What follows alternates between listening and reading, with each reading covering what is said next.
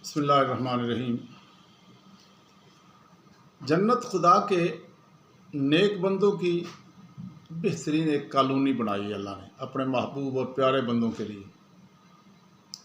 कुरान से मालूम होता है कि अहले जन्नत के दो बड़े बड़े गिरोह हैं। एक वो जिसको कुरान करीम में वस्साबिकून अल अव्वलून कहा गया है, और दूसरे अस्हाबुल यमीन। पहले गिरोह के लिए आखिरत में जो इनामात हैं वो शाहाना इनामात हैं, और दूसरे के लिए आम इनामात हैं। दर्जा अव्वल और दर्जा दोम में ये फ़र्क क्यों है?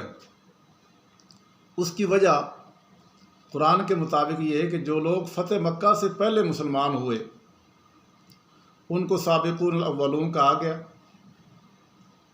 और जो फ़तेह मक्का के बाद मुसलमान हुए उनको अस्हाबुल यमीन कहा गया। क्योंकि फ़तेह मक्का से पहले जब हुज़ूर अकरम सल्लल्लाहु अलैहि वसल्लम ने ऐलान नबूवत किया, उस वक़्त हुज़ूर पर ईमान लाना बहुत बड़ी कुर्बानी देना था, यानी अपना तन मन धन सारा कुर्बान करना पड़ता था। और कुफ़ार मक्का उनको मार मार के हज़रत बिलाल के साथ क्या किया, अम्मार बिन यासिर रज़ी अल्लाह ताला अन्हु के ख़ानदान को उन्होंने कत्ल कर दिया। उनकी वालदा सुमैया को अबू जहल बेईमान ने बर्छा मार के मार दिया था। इसी तरह और सहाबा को मारते। उस वक़्त जिन लोगों ने कलमा पढ़ा और इस्लाम कबूल किया, उन्होंने बहुत बड़ी कुर्बानी दी, इसलिए अल्लाह ने उनके इनामात भी बहुत ज़्यादा बड़े रखे। आखिरत में उनको शाहाना बादशाहों वाले इनामात मिलेंगे, और उनको जो मकाम मिलेगा वो नीचे दर्जे वालों को वो मकाम नहीं होगा। लेकिन फिर दूसरे लोग आ गए, फ़तेह मक्का के बाद मुसलमान हुए। अब क्या था, अब जो लोग मुसलमान हुए बहुत सारे हक़ाइक़ की वजह से भी मुसलमान हुए, उन पर हकीकत खुली, उन्होंने हक़ और सच का साथ देखा और कबूल कर लिया। लेकिन बहुत सारे लोग बाद में इसलिए मुसलमान हो गए कि उनको अब जगह ही कोई नहीं मिल रही थी, कुफ्र आहिस्ता आहिस्ता ख़त्म हो रहा था। वो देख रहे थे कि अगर इस्लाम में ही हमारी जान बच सकती है, लेकिन फिर भी अल्लाह ने उनका इस्लाम ईमान कबूल कर लिया।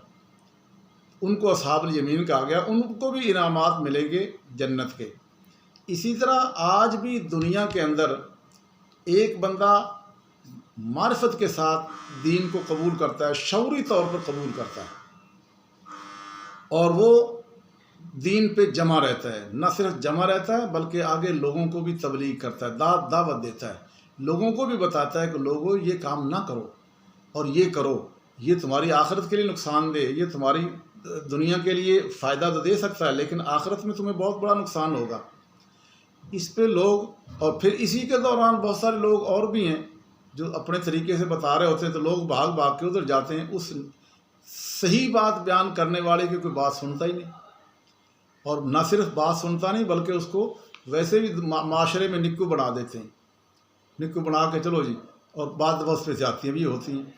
इन सारी ज़्यादतियों के बावजूद, गालम गलोच के बावजूद माशरे में उसको कोई मकाम नहीं रहता, और वो दीन पे जमा रहता है, लोगों को दावत की तबलीग दीन करता है, दावत दीन की देता रहता है। तो यकीनन इसका इनाम उसके मुकाबले में बहुत बड़ा है जो सिर्फ अपनी नमाज़ पढ़ देता है और उसके बाद नमाज़ पढ़ता है और घर में आ गया, घर से दुकान पे चला गया, बस जी हम मुसलमान हैं।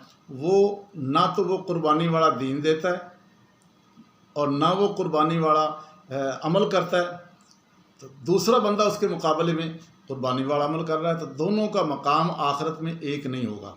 दोनों को अल्लाह ताला जिस तरह वहाँ साबिक़ून का मकाम और अस्हाब यमीन का मकाम और, तो यहाँ पे भी जो बंदा दीन को तरजीह अव्वल बनाए हुए है और दिन रात उस पर लगा हुआ है, उसका मकाम और जो बंदा सिर्फ दुनिया के लिहाज से थोड़ा सा कर लेता है, बस ठीक है, तो इसी तरह ज़िंदगी गुजार रहा है, तो इसका मकाम और होगा बस।